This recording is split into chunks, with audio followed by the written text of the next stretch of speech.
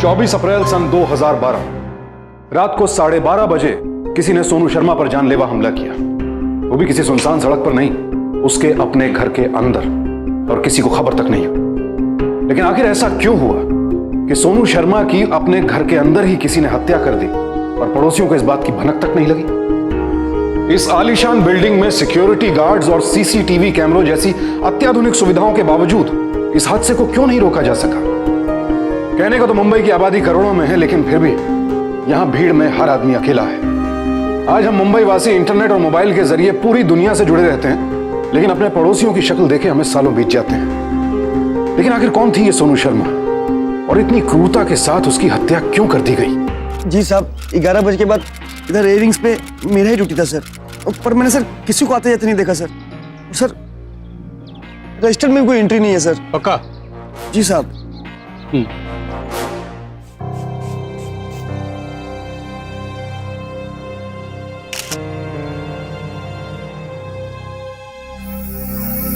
Sir ये flat है जिसमें लड़की रहती थी। ओ सर, लड़की ने अपनी बचाव में इस फ्लैट की डोरबेल बजाई थी, लेकिन यहां पर रहने वालों का कहना है कि उन्होंने कुछ सुना ही नहीं। हो सकता है कि सो गए होंगे। तो वार चाकू से किया गया है। लड़की ने दरवाजा खोलकर भागने की कोशिश भी की हो, लेकिन खूनी उसे वापस घसीटता हुआ यहां ले आया। तभी ये फर्श पर और बाहर दरवाजे की नोक पर और सामने वाली फ्लैट की घंटी पर खून के निशान लगे हुए। ये शिंदे, ये 2 अलग अलग जूतों के निशान लग रहे हैं। सही कहा सर आराम ने, ये दोनों अलग अलग जूतों के ही निशान हैं। इनमें से एक जूते के निशान तो इस लड़के के। कौन है लड़का? अनिल नाम बताता है अपना, सोनू के साथ इसी फ्लैट में रहता था। इसका कहना है कि आज सुबह यहाँ पर आया है और इससे ज्यादा ऐसे कुछ नहीं मालूम। पुलिस को इन्फॉर्म भी इसी ने किया था। अंदर आओ। सर ये बेडरूम की हालत देख के तो ऐसा लगता है कि मरने से पहले दोनों में काफी हाथापाई हुई है। और सर ये देखिए, यहां पर भी दोनों जूतों के निशान है। खून भी सूख गया है। तकरीबन 4-5 घंटे तो हुए होंगे मर्डर हुआ। सर ये मोबाइल पे लाइए और उनसे को रख दे दो। ठीक है सर। अच्छा सर, इस फ्लाइट से कोई भी सामान गायब नहीं हुआ है, तो लगता है कातिल का मकसद कुछ और ही था, या फिर हो सकता है कि किसी ने बदला लेने के लिए सब किया। लेकिन आखिर सोनू से बदला कौन लेना चाहेगा? घर का दरवाजा और यहाँ की कोई भी खिड़की टूटी हुई नहीं है। इसका मतलब है सर कि वो कोई ना कोई परिचित आदमी है जो या तो अपनी मर्जी से आया था या फिर सोनू की मर्जी से। खैर, लाश को पोस्टमार्टम के लिए भिजवा दो। और वो क्या नाम बताया लड़के का? अनिल। हाँ भाई, बैठो बैठो। सर सोनू मेरी गर्लफ्रेंड थी। हम 3 साल से एक साथ थे। पिछले कुछ 10 महीनों से हम एक साथ इस फ्लैट में रह रहे थे। मतलब लिव इन रिलेशनशिप। इसका मतलब तुम दोनों साथ में काम भी करते थे? नहीं सर, सोनू एक एड एजेंसी में कॉपी राइटर थी। मैं कंपनी सीए हूँ, लेकिन फ्रीलांसर। मेरा खुद का एक छोटा सा ऑफिस है। काम में अक्सर रात के 1-2 बज जाते, मगर ईयर एंडिंग की वजह से कल रात कुछ ज्यादा काम था। फिर घर आते आते सुबह के 6:30 बज गए थे। यानी तुम घर अक्सर लेट आते हो, तो तुम्हारे पास घर की एक चाबी होती होगी? जी सर, इस फ्लैट की 2 चाबियां हैं। एक मेरे पास रहती है और एक सोनू के पास होती थी। तुम्हारी वाली कहाँ है? सर मेरी चाबी उस बोल में है।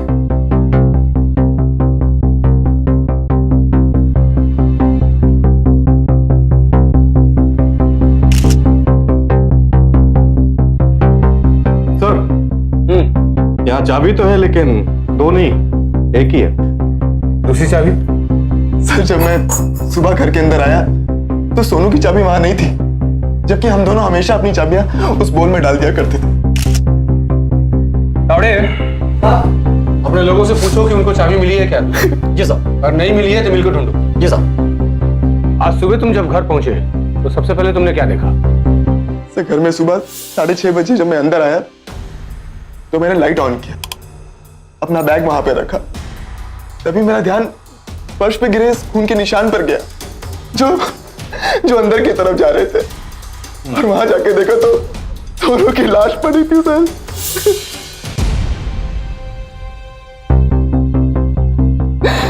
सर मुझे अभी विश्वास नहीं हो रहा, कोई सोनू के साथ ऐसा क्यों?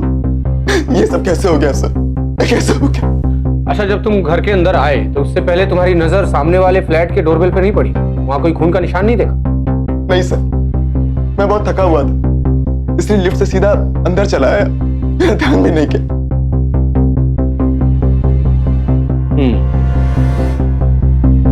सोनू से तुम्हारी आखिरी बार कब बात हुई थी? सर बात नहीं हुई थी, बस SMS के जरिए कुछ बातें हुई थी। कैसी बात है?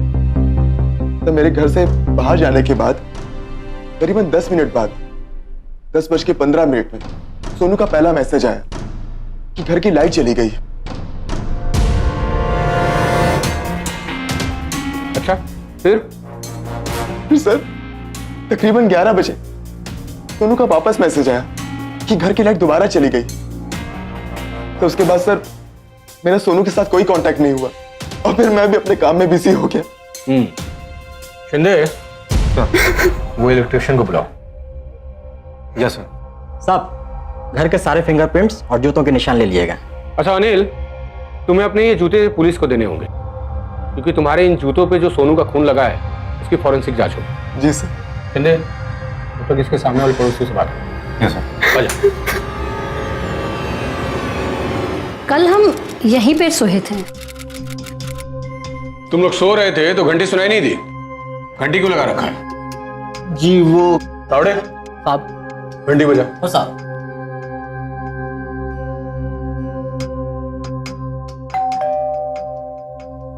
सुनाई तो दे रही है, क्या प्रॉब्लम है? सर क्या है कि एसी चालू था, इसीलिए हमने बेडरूम का दरवाजा बंद किया था और एसी की वजह से घंटी अंदर तक सुनाई नहीं देती। चलो ठीक है, फिर बेडरूम का दरवाजा बंद कर देते हैं। देखते हैं। बजा। Yes sir. बोल उसको। तू बजा भी रहा है कि नहीं? मैं तो बजा रहा हूँ साहब। बजा। मैं कहा था ना सर, नहीं सुनाई दे रही। हाँ ठीक है, ठीक है। अच्छा, वो दोनों आपके सामने वाले फ्लैट में रहते थे, कब से रह रहे थे मालूम है? वो 1 साल से रह रहे थे। एग्जैक्टली याद नहीं है सर, क्योंकि ज्यादा बातचीत नहीं होती थी। मॉडर्न किस्म के लोग थे दोनों, और आप तो जानते ही हैं आजकल की नई पीढ़ी किसी से घुलना मिलना पसंद नहीं करती, बस यूं ही आते जाते हाय हेलो होती थी। लड़के का नाम अनिल है। अनिल। शिंदे। लेकिन सर, दोनों के बीच में झगड़े बहुत होते थे। कल रात को भी बहुत झगड़ा हुआ दोनों के बीच। आपको कैसे पता कि दोनों के बीच झगड़े होते थे? वो रात को जब हम दोनों डिनर से वापस आ रहे थे ना, तो मैंने देखा कि इतनी प्रॉब्लम है ना मुझसे, तो छोड़ दो मुझे, समझी तुम? अनिल, तुम हमेशा की तरह अपनी जिम्मेदारियों से मुंह नहीं छुपा सकते। अनिल, मेरी बात सुनो। Anil, Anil, listen to me. Wait a sec, Anil. Anil, you can't go like this. Listen to me. I'm saying it. अच्छा, तो आप सीढ़ियों से ऊपर क्यों आ रही थी? लिफ्ट बंद थी क्या? नहीं, वो मैं जानबूझकर सीढ़ियों से आई थी। जानबूझकर? जी, वो क्या है ना कि एक्सरसाइज करने का टाइम नहीं मिलता है, तो खाना खाने के बाद में सीढ़ियों से ही आ रही थी। तो आप रोज ऐसा करती हैं कि उसी दिन आपने ऐसा किया? नहीं, हमेशा जाती हूँ मैं। और आपके पतिदेव कहाँ थे? वो तो जी जी जी, मैं कार पार्किंग में था। तो आप भी फिर सीढ़ियों से ऊपर आए होंगे? नहीं, मैं लिफ्ट से आया। ठीक है, अगर जरूरत पड़ेगी तो थाने बुलाएंगे। जी साहब, लड़की का फादर आ चुका है। चलो चलो।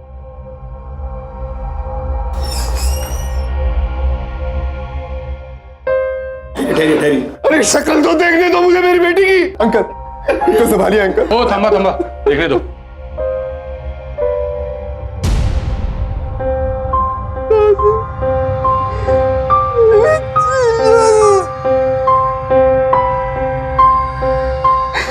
ले जाओ। संभाल के।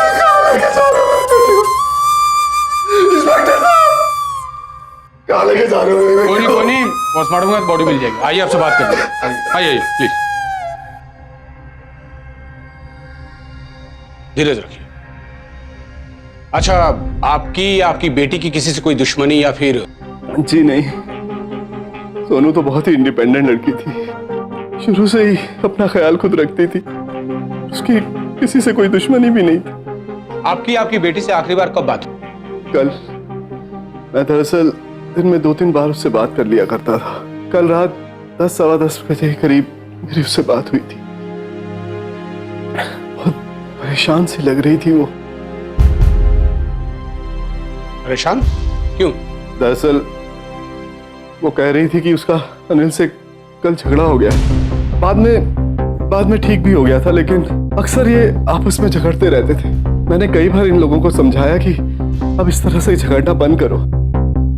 दरअसल ये दोनों ही बड़े गर्म मिजाज के थे। कई बार तो मेरे सामने भी झगड़ते रहते थे, यहाँ तक कि हाथापाई भी की थी।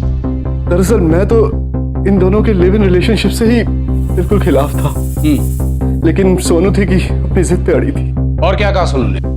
बस कल जब मेरी उससे बात हो रही थी तो वो अचानक बोली उसके घर की लाइट चली गई है। उसने कहा वो मुझसे बाद में बात करेगी, लेकिन बाद में उसका कोई फोन भी नहीं आया और सुबह अनिल का फोन आया और मैं कोई नहीं, धीरज। सर वो इलेक्ट्रिशियन आ गया। सर वो इलेक्ट्रिशियन आ गया है, मैं देखता हूँ। तो इलेक्ट्रिशियन है, तेरे से पूछ रहा हूँ, नाम क्या है तेरा? साहब किशोर पवार साहब। इस बिल्डिंग का काम कब से कर रहा है? साहब यही हुई 2 साल से साहब। बाजू में मेरा छोटा सा दुकान है साहब। आसपास की सारी बिल्डिंगों का काम मैं ही देखता हूँ साहब। रात को इस फ्लैट में आया था? जी साहब 2 बार। 2 बार? क्यों? साहब वो इस फ्लैट का लाइन बार बार ट्रिप कर रहा था साहब। मैं एक बार ठीक करके गया, जब वापस गया तो मुझे पता चला कि ठीक नहीं हुआ है। मैं दोबारा आया साहब और लाइन को डायरेक्ट करके चला गया था साहब। मैडम को बोल के गया था कि मैं सुबह आके देखता हूँ। फिर साहब जब आया तो ये सब। तेरे जूते का नंबर कितना है? जूता? जूता नहीं साहब, चप्पल 7 नंबर का। पुलिस को बिना बताए शहर के बाहर मत जाना। इसकी एक फोटो, जूते का नंबर और फिंगरप्रिंट्स ले लो। जी सर। ठीक है? जी चल।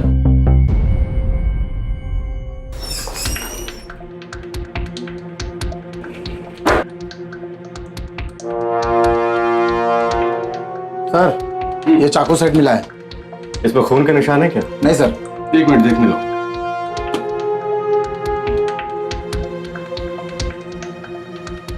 ले, हो सकता है कि कातिल ने इन्हीं चाकू में से किसी से खून किया हो और फिर खून पोंछ के इसमें रख दिया हो तो सकता है।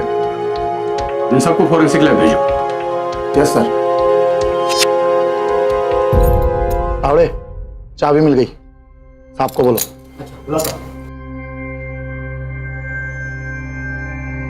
सर लगता है खूनी ने दरवाजे से बाहर आते वक्त जूतों के निशान मिटा दिए होंगे, तभी तो घर के अंदर जूतों के निशान हैं, लेकिन घर के बाहर एक भी नहीं।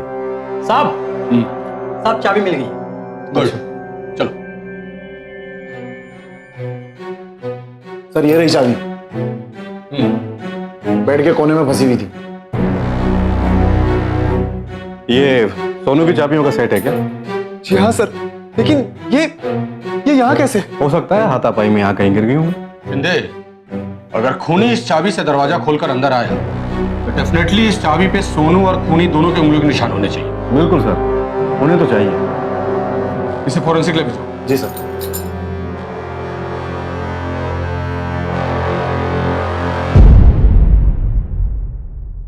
इस बिल्डिंग में जो सीसीटीवी कैमरा लगा है उसकी सारी रिकॉर्डिंग इसी में होती है। कल के पूरे दिन की रिकॉर्डिंग भी इसी में होगी। अभी देख सकते हैं? जी हाँ।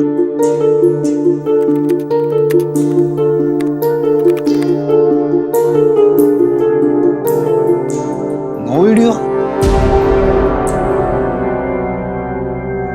ये ऐसा क्यों आ रहा है? पता नहीं, लगता है सीसीटीवी कैमरा में कुछ प्रॉब्लम है। कहाँ लगा ये कैमरा? यही मेन गेट के बाजू में। आइए दिखाता हूँ। आइए।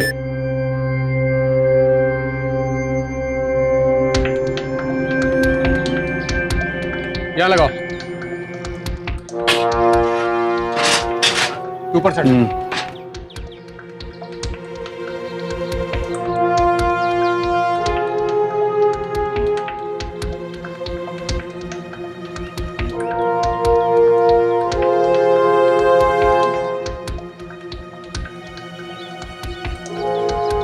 सर, कैमरे का तो तार निकला हुआ है।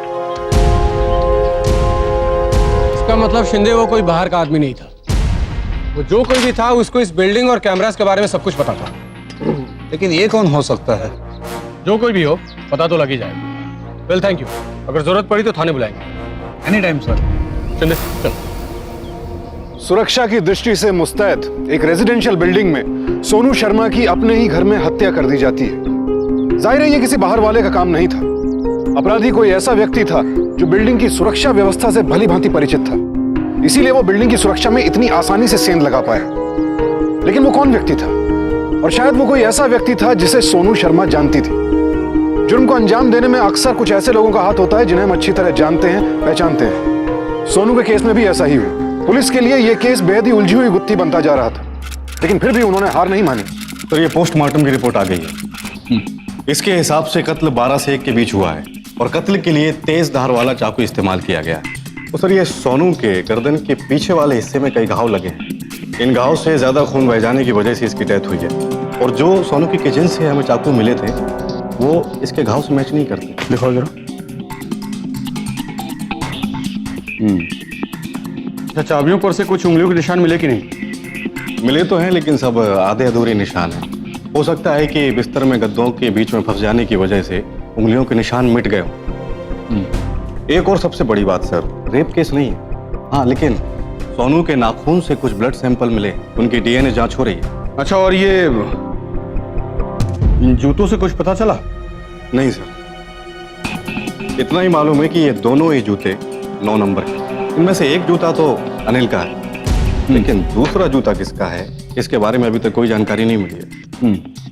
और हाँ सर, वो जो सोनू का मोबाइल मिला था वो पूरी तरह से टूटा हुआ था, तो उसे डाटा रिकवरी के लिए भेज दिया गया है और टेलीफोन कंपनी से कॉल्स की डिटेल्स मंगवाई।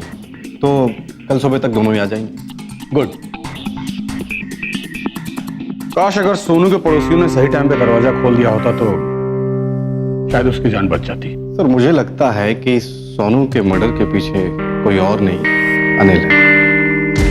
क्यों? क्योंकि सर, अनिल और सोनू दोनों के बीच झगड़ा होता ही रहता था। कत्ल वाली रात भी दोनों के बीच झगड़ा हुआ, लेकिन अनिल ने अभी तक अपने मुंह से इस बात का जिक्र तक नहीं किया। बस उसका कहना है कि ऑफिस में था। और सर, सिर्फ एक अनिल ही है जिसके पास फ्लैट की चाबियां भी होती थी और उसे बिल्डिंग और बिल्डिंग में लगे सीसीटीवी कैमरे के बारे में पूरी तरह से जानकारी थी। और सर, अभी तक ये जितने भी सबूत मिले ये सारे के सारे अनिल की तरफ इशारा करते हैं। शायद तुम सही कह रहे हो शिंदे। एक काम करो, अनिल को बुलाओ। Yes sir.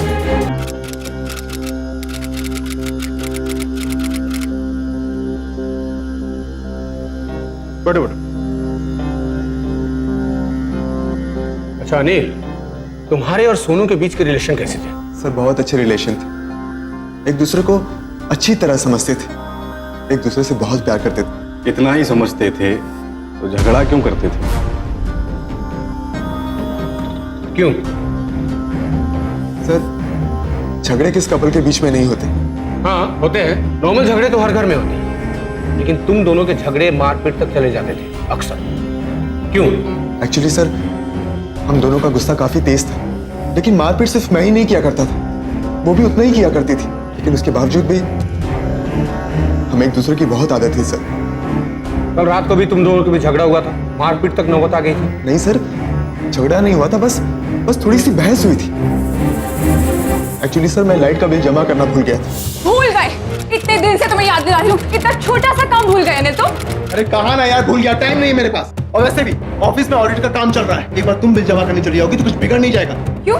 हम दोनों के काम मैं अकेले क्यों करूँ? घर में राशन खत्म हो जाता क्या बकवास कर रही हो? सिर्फ लड़ाई करनी है तुम्हें? लड़ाई मैं नहीं कर रही हूँ, लड़ाई तुम कर रहे हो और छोटी छोटी बातों से तुम मुझे उकसाते हो ताकि मैं और बोलूं और लड़ूं। इतनी तकलीफ है तुम्हें मुझसे तो छोड़ क्यों नहीं देती मुझे? अनिल, तुम हमेशा की तरह अपनी जिम्मेदारियों से मुंह नहीं छुपा सकते। सर, उस रात मैं बहुत परेशान था, इसलिए मैं कल ऑफिस में ही रुक गया था। सोनू का एसएमएस आया कि घर की लाइट चली गई, तो मैंने जवाब में कह दिया कि इलेक्ट्रिशियन को बुलवा के चेक करवा लो।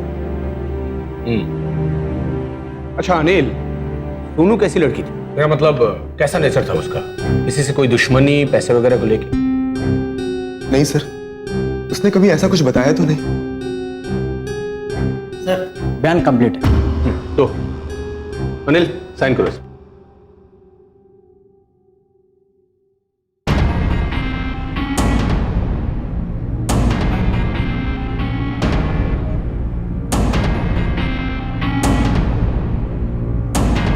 अब अच्छा, तुमको अपना खून का टेस्ट देना होगा फॉर्मेलिटी के लिए बस, लेकिन हाँ, जब तक ये केस सॉल्व नहीं होता तुम शहर से बाहर नहीं जा सकते।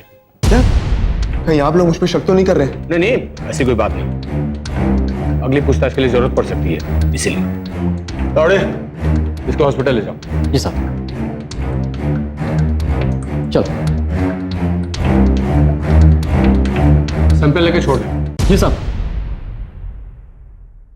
सर मुझे लगता है सोनू के नाखून से मिला ब्लड सैंपल इसके ब्लड रिपोर्ट से जरूर मैच होगा। नजर रखो इस पे। आपको क्या लगता है अनिल सोनू का कत्ल कर सकता है? आप ऐसा क्यों कह रहे हैं? आपने तो कहा था ना दोनों में झगड़े बहुत होते थे, दोनों गरम दिमाग के थे। हो सकता है कि अनिल को अपने गुस्से पर काबू ना रहा हो और उसी ने। जिया, उनके झगड़े देखकर तो ऐसा ही लगता था कि दोनों काफी वायलेंट हैं। I don't know, मैं कुछ कह नहीं सकता। मेरा शक सही निकला सर। सोनू के नाखून में मिला खून अनिल के ब्लड सैंपल से मैच हो गया। लेकिन अनिल के मुताबिक तो वो सुबह 6 बजे तक ऑफिस में था। लेकिन इस बात की गवाही देने वाला ऑफिस में एक भी नहीं है। और उसकी मोबाइल कंपनी की डिटेल्स? उसके मुताबिक उसका मोबाइल सुबह 6 बजे तक ऑफिस में ही था और रात तकरीबन 10, 20 और 11:05 पे उसने सोनू के एसएमएस का रिप्लाई भी किया था। हो सकता है सर कि एसएमएस का रिप्लाई करने के बाद उसने मोबाइल अपना ऑफिस में छोड़ा हो और ऑफिस से घर जाकर सोनू का कत्ल करके वापस ऑफिस आ गया। और वो सोनू के मोबाइल का कुछ डाटा मिला? यस सर, उसने कत्ल के समय के आसपास अनिल को कॉल किया था, लेकिन उसने कोई जवाब नहीं दिया। मुझे लगता है सर कि अनिल उस वक्त ऑफिस से घर सोनू का मर्डर करने के लिए निकल चुका होगा। हो सकता है। राइट शिंदे, एक काम करो, अनिल को गिरफ्तार करके थाने लेके आओ। मुझसे अपने तरीके से सच उगलवाने की कोशिश करेंगे। Yes sir. ये आप लोग कैसी बातें कर रहे हैं? सोनू मेरी गर्लफ्रेंड थी, हम दोनों शादी करने वाले थे। भला मैं सोनू का मर्डर क्यों करूंगा? तो सोनू के नाखून में तेरा खून कहां से आया? ये देख, डीएनए रिपोर्ट। सर उस रात हम दोनों के बीच झगड़ा हो गया, तो हाथापाई के दौरान सोनू का नाखून मुझे लग गया होगा और खून लग गया होगा सोनू के नाखून में। सर सोनू का मर्डर मैंने नहीं किया सर। अच्छा, पहले तो तूने कुछ नहीं बताया ऐसा। सर उस रात मैं बहुत परेशान था, शायद भूल गया होऊंगा। वैसे ही जैसे तू अपना मोबाइल जानबूझ के ऑफिस में भूल गया जब तुम सोनू का खून करने के लिए घर जा रहे थे। ये देखो हमारे फोन बिल के रिकॉर्ड। 11:15 बजे के करीब में सोनू ने तुझे फोन किया था, तूने रिसीव नहीं किया, क्यों? सर क्योंकि मैं उससे बहुत नाराज था और मैं उससे बात नहीं करना चाहता था। मत, हम अच्छे से जान चुके हैं कि तूने सोनू का कत्ल किया है, क्योंकि फ्लैट की चाबी उसके अलावा सिर्फ तेरे पास होती थी। और बिल्डिंग में लगे सीसीटीवी कैमरास के वायर भी तुम ही नहीं निकाले, क्योंकि बिल्डिंग में लगे सीसीटीवी कैमरास के बारे में सिर्फ तुम्हें पता था। इसलिए जब तू सोनू का खून करने के इरादे से घर में घुसा तो उससे पहले तूने सीसीटीवी कैमरास के वायर निकाले। और एक भी गवाह नहीं मिला है इस बात की गवाही दे कि तुम ऑफिस में थे रात भर। समझ गया। आप लोग असली कातिल को तो पकड़ नहीं पा रहे, इसलिए जानबूझकर जबरदस्ती आप लोग मुझे फंसा रहे। हमें ब्लेम करता है, हमें कानून सिखाता है। ये देख, ये कातिल के जूतों के निशान और तेरे जूतों का साइज भी 9 नंबर है। सर मैंने सोनू को नहीं मारा। सर भला मैं सोनू को क्यों मारूंगा? सर गुस्सा, और गुस्से में अक्सर आदमी अपना आपा खो बैठता है, और उसी गुस्से में आके तूने सोनू का खून कर दिया। नहीं सर सर सोनू को मैंने नहीं मारा है सर। शिंदे, मुझे इस साले के मुंह से सिर्फ सच सुनना है। लोगों में डांस साले की और धुलाई कर। सर मेरी बात सुनिए सर मैंने सर मेरी बात सुनिए, मैंने सोनू का मर्डर नहीं किया सर।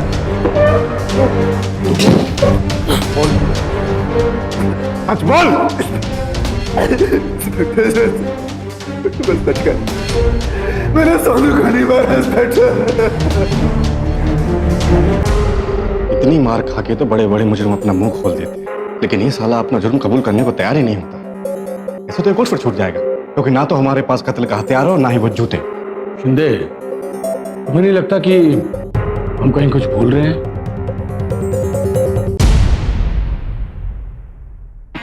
सीधे सीधे बोल, लाइट बार बार क्यों जा रही? वही तो मुझे भी नहीं पता चला, इसीलिए मैंने कनेक्शन डायरेक्ट कर दिया साहब। देख, मुझे मालूम है कि तूने ये सब किसके कहने पे किया। नाम बता उसका। साहब वो तो मैंने नाइट ड्यूटी वाले वॉचमैन के कहने पे किया साहब, और वो 2 बार मेरे साथ ऊपर भी गया था साहब। बुलाओ उसको। वॉचमैन, रात को जो वॉचमैन ड्यूटी करता है फटाफट उसको बुला। जी सर, अभी बुला गया। अभी 2 मिनट में मालूम चलेगा कि तू क्या करने गया था।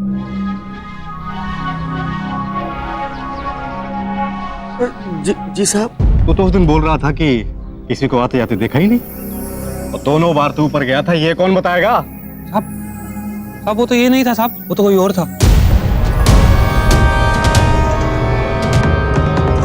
मतलब ये मजाक चल रहा है आप? मजाक हो रहा है? सब बताता हूँ, सब सच बताता हूँ सब। वो B-Wings का वॉचमैन है ना सब, बब्बन सर, उसने अपनी ड्यूटी में से चेंज कर दी साहब। उसने अपना बच्चा दारू मुझे दे दिया साहब, और सर वो इधर मेरी जगह आ गया और मैं उसकी जगह साहब मैंने कुछ और नहीं किया साहब। भाई बाप सेक्रेटरी का बात बोला, नौकरी चलेगा साहब। सच बोल रहा है? वहाँ का था भाई बाप। बब्बन कहाँ है? तो उसी दिन से खाए मैं साहब। उसका कमरा कहाँ है? दिखा। चल सब मत बोल सब बोल रहा जी सब ही उसका।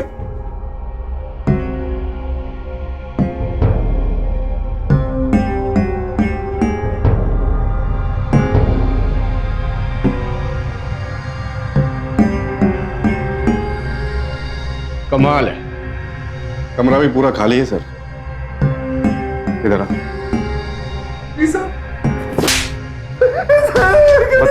मुझे कुछ नहीं पता। ये बता कहाँ है? सच बता रहा, मुझे कुछ नहीं पता सर। सच बता, बब्बन कहाँ है? सब भाग सब यही पता सब। मुझे और बता वरना सब का बोलना सब नहीं पता मुझे सर। शिंदे, पता करो कि किस सिक्योरिटी एजेंसी ने ये बब्बन को काम पे रखा। Yes sir. छोड़ उसको। चल।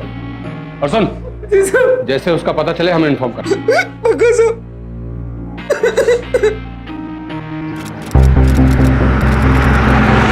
अनिल ने बब्बन को पैसे देके या तो कहीं बाहर भगा दिया है, या फिर उसका कत्ल करके उसकी लाश को कहीं ठिकाने लगा दिया है। अब अनिल को अगर पकड़ना है तो बब्बन का मिलना बहुत जरूरी है। शिंदे, या फिर यह भी हो सकता है कि खून बब्बन ने ही किया हो और अनिल सच बोल रहा हो सकता है। लेकिन बब्बन ने आखिर नाइट ड्यूटी चेंज क्यों की? क्या लगता है?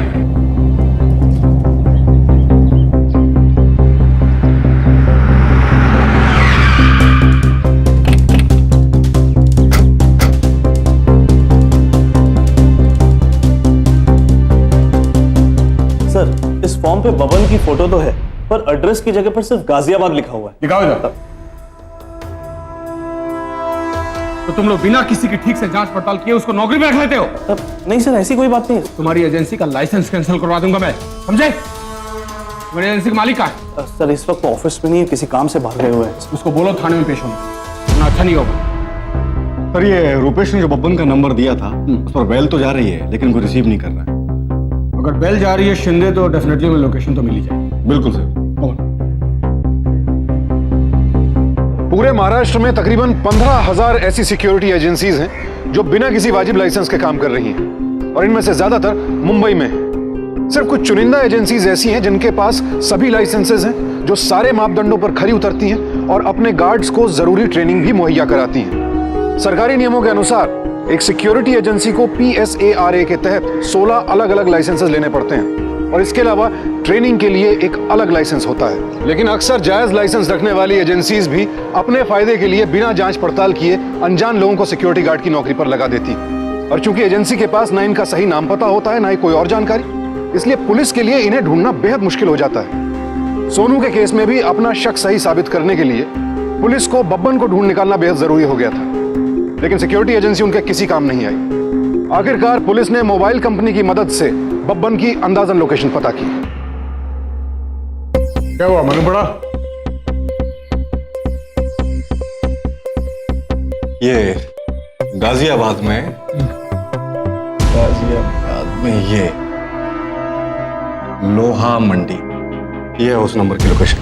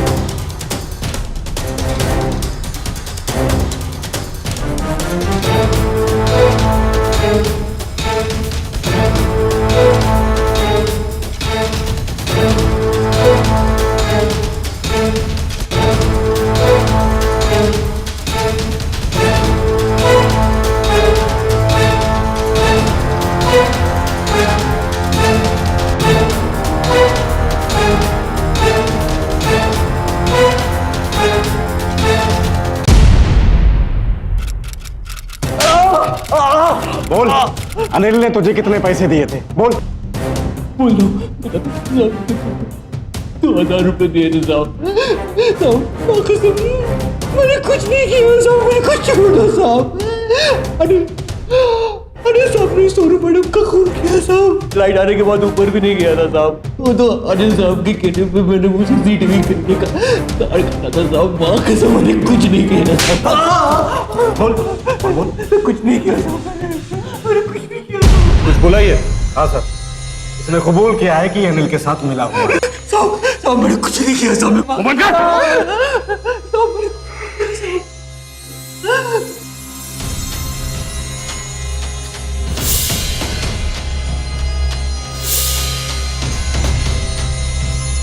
ताड़े, जूतों के निशान का ब्लूप्रिंट लेके आ। जी साहब।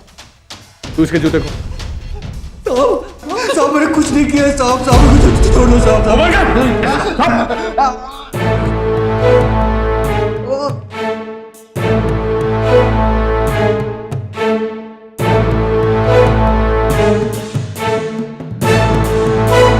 ये सोनू के खून में सिर्फ शामिल नहीं था, बल्कि सोनू का खून इसने खुद किया। अब बोल, आगे बोल, बोल, बोल। मेरे को मैडम बहुत अच्छी लगती थी साहब, लेकिन वो हमेशा वही काम करती थी तो मुझको अच्छा नहीं लगता था। अब वो छोटे छोटे कपड़े पहनती थी, रात बेरात आधी रात को उल्टे सीधे टाइम घर में आती थी, घर से जाती थी। साहब आप बताओ, कोई बड़े घर की लड़की ये सब हरकतें करे क्या अच्छा लगता है साहब? मैं उनके पास गया, मैंने बोला मैडम आप ये छोटे छोटे कपड़े आप मत पहना करिए, आप पे बिल्कुल अच्छे नहीं लगते हैं। How dare you? तुम्हारी ये सब बोलने की हिम्मत भी कैसी हुई? तुम होते कौन है ये सब बोलने वाले? हाँ, चढ़ा। माँ कसम बहुत बुरा लगा था, बहुत गुस्सा आया था मेरे को। उसी दिन मैंने सोच लिया था कि जिस दिन मौका मिलेगा इसको तो जरूर सबक सिखाऊंगा। और उस रात को अनिल साहब का सोनू मैडम से झगड़ा हुआ और वो घर से चले गए। मेरे को लगा यही मौका है और मैं सीधा वॉचमैन रुपेश के पास गया और उसको दारू का बोतल का बोल करके उसे जगह बदल ली साहब। लेकिन मेरे को सोनू मैडम के रूम की चाबी चाहिए थी, तो मैंने उनके मकान का गिरा दिया साहब। जैसा मैंने सोचा था, सोनू मैडम नीचे आकर के मुझे इलेक्ट्रिशियन को बुलाने को बोला। वॉचमैन, पावर का क्या हुआ है? मैम पावर तो ठीक है। तो सिर्फ मेरे घर का लाइट ही क्यों गया है? आपके घर का? अरे हाँ मैडम, बाकी सबका तो लाइट है, आपके यहाँ का लाइट नहीं है। जाओ जाकर इलेक्ट्रिशियन को बुला कर लाओ। अच्छा अच्छा, आप ऊपर जाकर के बैठो, मैं इलेक्ट्रिशियन को लेकर ऊपर ही आता हूँ मैडम। हाँ जाओ, जल्दी जाओ।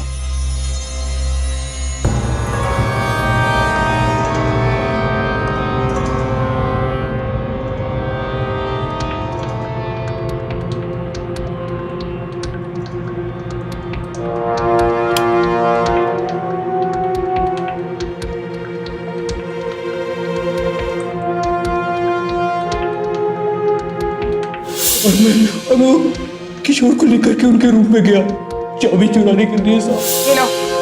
मैडम वो नीचे से ट्रिप हो रहा था, मैंने ठीक कर दिया। लेकिन अभी फिर से तो नहीं जाएगी ना? नहीं नहीं, अब कोई प्रॉब्लम नहीं। पक्का? पक्का पक्का मैडम, अब कोई प्रॉब्लम नहीं होगी। ठीक है, जाओ जाओ।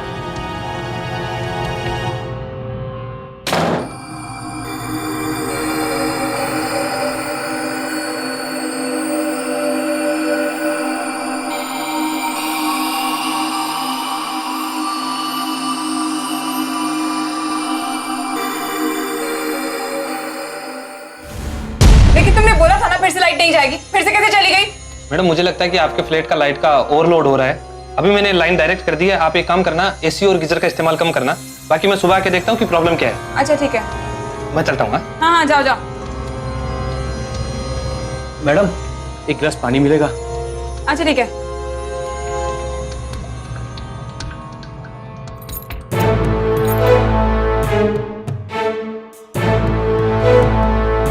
Thank you ma'am. Thank you ma'am. हाँ ठीक है, जाओ। मैंने उनके कमरे की चाबियां चुरा ली साहब। फिर और उसके बाद और मैं सीधा अपने कमरे में गया साहब।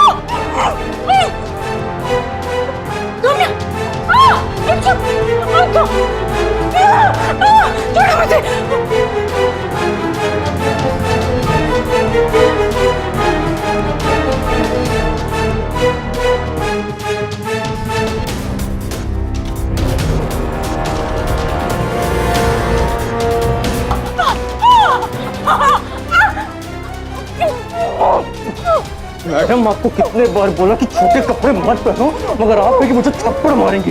देखो मेरी बात मान जाओ। वो आदिल साहब आपको कहाँ खुश रख पाते हैं? मेरी बात मान जाओ मैडम। मैडम देखो, आखिरी बार करो, मेरी बात।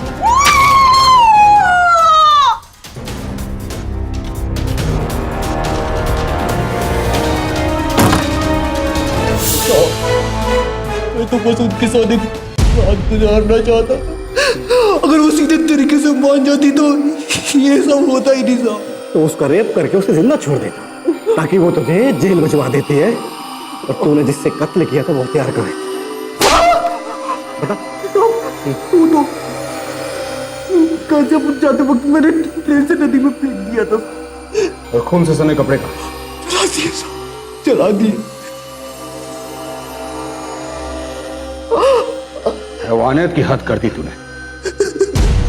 बड़े दुर्भाग्य की बात है कि मुंबई जैसे शहर में एक लड़की की उसी के घर में हत्या कर दी जाती है, और हत्यारा कोई और नहीं था, वो सिक्योरिटी गार्ड था जिसे हम अपनी बिल्डिंग अपनी सुरक्षा के लिए रखते हैं। क्या एक रजिस्टर्ड हाउसिंग सोसाइटी के लिए यह इतना मुश्किल काम है कि जब भी वो किसी सिक्योरिटी एजेंसी को नियुक्त करे तो उसके रजिस्ट्रेशन की अच्छी तरह से जांच पड़ताल कर ले? बल्कि निवासियों की सुरक्षा के लिए न सिर्फ गार्ड्स का रजिस्ट्रेशन नंबर बल्कि उनका पुलिस वेरिफिकेशन भी मांगा जाना चाहिए। और एक बार नियुक्त करने के बाद हर गार्ड की समय समय पर जांच करनी चाहिए कि वो अपना काम सही से कर भी रहा है या नहीं। और यदि किसी भी व्यक्ति पर संदेह हो तो फौरन उसकी रिपोर्ट करनी चाहिए। व्यक्तिगत तौर पर भी हमें अपनी सुरक्षा को लेकर बेहद सतर्क रहना चाहिए। दरवाजे पर व्यू फाइंडर लगा होता है, सिक्योरिटी चेन होती है, लेकिन जाने अनजाने हम इनका इस्तेमाल करना भूल जाते हैं। हमारे घर की चाबियां जो सुरक्षा सूची में सबसे ऊपर होनी चाहिए, उन्हें हम लापरवाही के साथ दरवाजे के पास ही छोड़ देते हैं। मुंबई जैसा शहर जहां हम अपनी रोजमर्रा की जरूरतों के लिए होम डिलीवरी पर निर्भर करते हैं, वहां ऐसी लापरवाहियां घातक साबित हो सकती हैं। और खासकर वो महिलाएं जो अकेली रहती हैं, उन्हें बेहद सावधान रहने की जरूरत है, क्योंकि आंकड़े बताते हैं कि मुंबई में औरतों के साथ होने वाले अपराधों में 2010 के मुकाबले 2011 में 15% की बढ़ोतरी हुई है।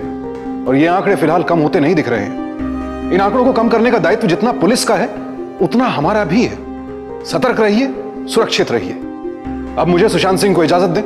कल आपसे फिर मुलाकात होगी एक और ऐसी सत्य घटना के साथ। सावधान इंडिया, इंडिया फाइट्स बैक।